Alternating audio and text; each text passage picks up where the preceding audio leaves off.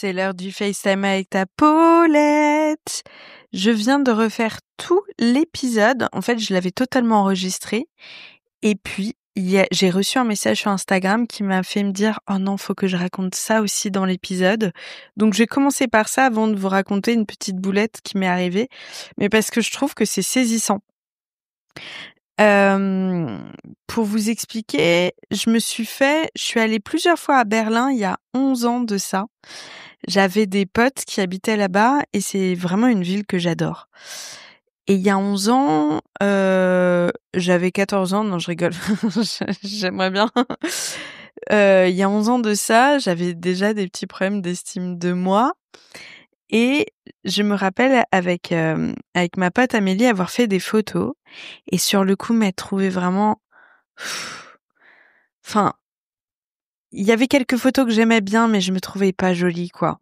Je me trouverais vraiment pas jolie. Je trouvais que mes joues étaient trop grosses, que j'avais la mâchoire trop carrée, que j'avais un petit peu un œil qui se fermait plus que l'autre et tout. Et ce soir, j'ai reçu des messages d'Amélie que j'ai pas vue depuis des années. C'est vraiment une copine de l'époque, une meuf super, qui m'a envoyé 2 photos d'un petit shooting photo qu'on avait fait. Vous savez, c'est l'époque où on a des appareils photo bridge et tout et on se prend trop pour des stars. C'était le tout début des blogs, voire même un peu avant. Bon, bref, on faisait des photos. Et ça m'a brisé le cœur parce que je suis trop mignonne sur ces photos-là. Je suis jolie comme un petit cœur. J'ai des jolis cheveux, j'ai une jolie peau. Enfin, il y a rien qui va pas, quoi.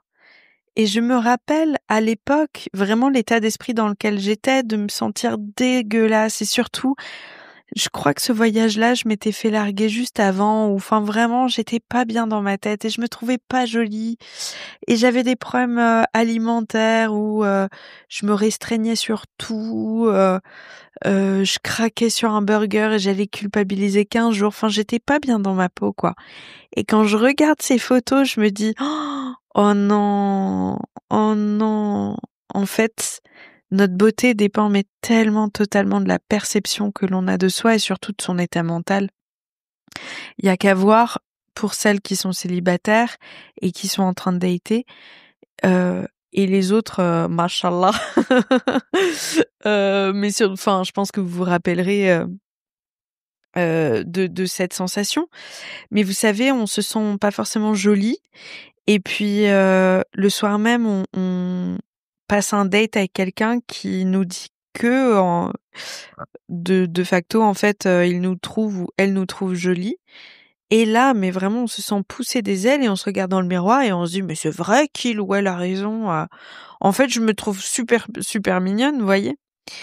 Donc franchement, parfois, c'est fou à quel point le regard que l'on a sur soi n'a rien à voir avec ce qui se passe physiquement.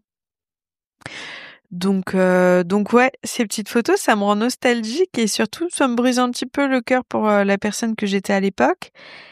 Et c'est un bon petit reminder que là, quand je me regarde dans la glace, faut que je m'aime un peu plus parce que dans 10 ans, ce visage-là, bah, je me dirais punaise, j'aurais bien aimé continuer à l'avoir, voyez.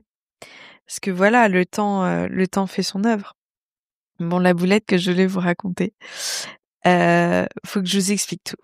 Je me suis fait 2 super copines cet hiver.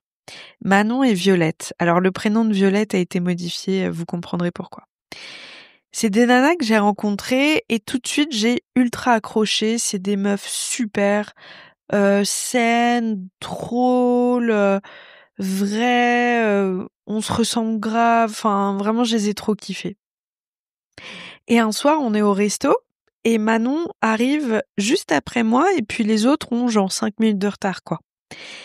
Et on parle avec Manon et cette semaine-là, j'avais crushé sur un Belge, un Bruxellois. Et Manon me dit alors, comment ça se passe et tout, raconte. Et puis elle se projette un peu, quoi. Elle me dit Paris, Bruxelles, en vrai ça le fait, c'est pas compliqué une relation à distance. Et je lui dis oh là là là là. Alors moi je me projette pas du tout, mais alors pas du tout. Chaque chose en son temps. Cet été, pour te raconter, j'ai daté un mec de Montpellier. Je me suis projetée, et alors déjà que Montpellier c'était loin, mais en plus il était athlète, donc amené à bouger, quoi. Et en fait, ça l'a pas fait au final. On s'est daté enfin voilà, et au final, ça l'a pas fait. Donc moi, maintenant, vraiment, j'ai compris ma leçon. Je me projette plus jamais.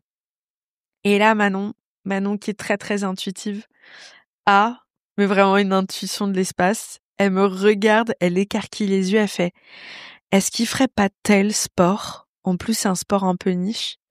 Je la regarde, j'écarquille les yeux, je comprends, et je dis: oui, oui, il fait tel sport. Et là, elle me dit: s'appelle comment? Je lui donne son prénom. Elle me donne son nom de famille.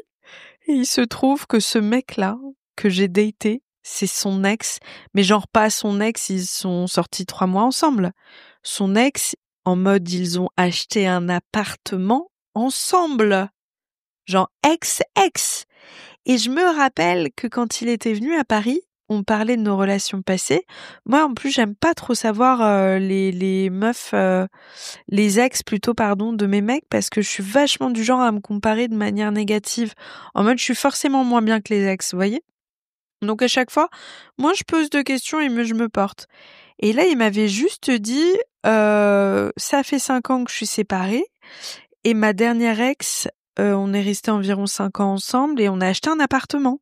Et c'était les seuls détails que j'avais eus sur elle. Et le truc le plus fou, c'est qu'ils se sont même pas rencontrés à Montpellier, ils se sont rencontrés à Lille. Donc vraiment, genre, l'univers a énormément d'humour. Je ne comprends pas comment on a fait pour se rencontrer. Il y avait vraiment, enfin, je n'ai pas d'explication, mais je trouve que c'est juste fou comme histoire. Et moi, je fais mais vraiment un malaise vagal à l'intérieur de moi. Dites-vous que l'attraction à Disneyland Paris, la tour de la terreur là, ah ben moi je suis en chute libre dedans, mais totalement. Autant Manon, ça fait 5 ans, elle a eu un mec entre les deux, elle a beaucoup de tendresse pour son ex, du respect, etc. Mais voilà, elle n'a plus de sentiments amoureux, voyez. Moi, c'est un mec que j'ai kiffé quelques mois auparavant. On s'est daté quelque temps et ça s'est arrêté. Et donc, c'est le moment où on met encore la personne un peu sur un piédestal parce qu'on n'a pas vu vraiment ses défauts, etc. En plus, objectivement, je trouve que c'est un mec qui est super. Vraiment, alors peut-être que j'aurais découvert des défauts un peu relous chez lui, mais c'est un mec bien. Donc, moi, cette histoire, ça m'avait un petit peu rendu tristoun. J'étais un peu déçue, quoi. Et j'étais restée là-dessus. Et quand elle me dit ça, mais vraiment, mais je me sens m'écrouler de l'intérieur. Limite, ça grésille dans mes oreilles, mon champ de vision se rétrécit, le sang, arrête d'irriguer mon cerveau. J'ai des surchaussures froides. Enfin, vraiment, je me sens partir, quoi. Et c'est là où nos amis arrivent. Et c'est pour ça que je vous raconte ce détail-là, parce que ça va déterminer ma boulette ensuite que je vais faire. Et je leur raconte pas ce qui vient de se passer, mais j'essaye tout de suite de passer à autre chose et de parler d'autre chose. Je sais pas comment gérer la situation, en fait. Et il y a Violette qui raconte une histoire, une anecdote sur un rugbyman pour rester dans la thématique des sportifs. Et elle raconte cette histoire sur ce rugbyman et elle est là, Cyril Duroguay, blablabla, quoi. Elle raconte son histoire et il y a des moments, mais elle cite carrément 3 fois Cyril Duroguay dans sa phrase. Et j'essaye, je pense, de faire de l'humour, mais aussi parce que je le pense un peu, enfin je sais pas, je m'en rappelle pas totalement, parce que j'étais pas totalement présente dans la conversation, parce que moi je suis quand même encore hyper perturbée, quoi. Et j'essaye de faire une vanne et je suis là, oh là là, mais rien que son nom de famille me crispe. Et là, tout le monde s'arrête, tout le monde se retourne, mais vraiment, comme dans les films, en mode vroom, me regarde. Et là, il y a Violette qui fait: non, mais Pauline, c'est mon nom de famille. En fait, je parle de ce rugbyman depuis tout à l'heure parce qu'on a le même homonyme. Gros blanc.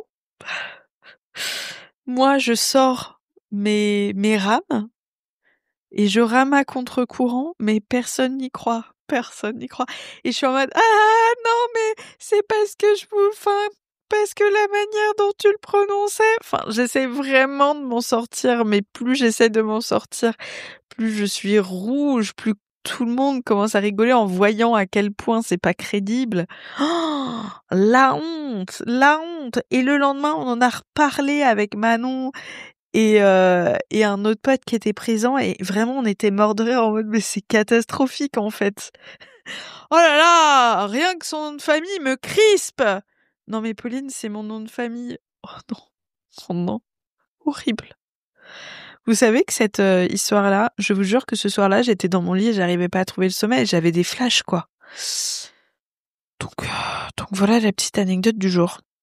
Voilà. Je vous avoue que j'avais pas d'idée du tout pour l'épisode de la semaine. J'ai posté une story sur Insta en mode est-ce qu'il y a un sujet que vous aimeriez que j'aborde? Et Manon m'a répondu Paulette la boulette, faut que tu racontes cette anecdote-là. Et je lui ai dit bon allez let's go, vas-y. C'est trop drôle. C'est un peu la honte, mais c'est quand même un peu drôle. Et puis j'ai reçu cette fameuse photo là de ma copine à Berlin qui m'a fait me dire oh faut que je recommence l'épisode et que je raconte ce truc vraiment de perception de l'image de soi. Et voilà, les deux histoires n'ont aucun lien, mais je vous fais des gros bisous. J'espère que vous allez passer une bonne semaine. N'hésitez pas à me donner une thématique pour la semaine prochaine. Alors peut-être que je serai très inspirée, mais peut-être pas. Alors je suis toujours preneuse de vos bons conseils. Et puis on se dit à très vite. Bisous!